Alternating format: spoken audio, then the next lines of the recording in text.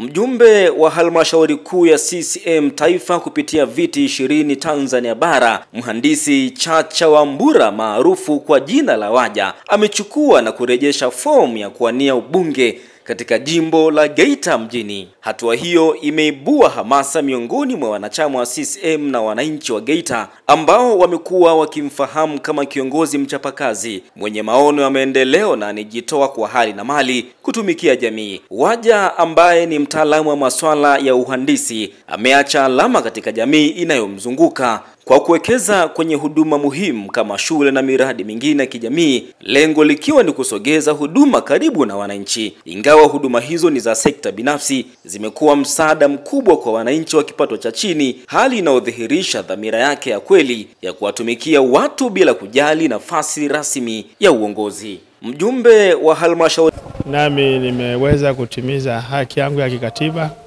kama mwanachama wa Chama cha Mapinduzi, ambapo jana tarehe 28 nilifika katika ofisi za CCM ya Geita na nikaweza kufika ofisi ya katibu wa wilaya, nikaweza kuchukua fomu ya kugombea nafasi ya ubunge katika jimbo la Geita mjini, na nimefanikiwa kuijaza vizuri, na leo tarehe 29 muda wa saa 6 nimeweza kuirudisha.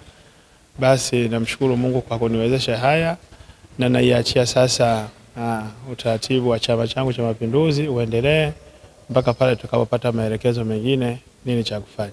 Asanteni sana.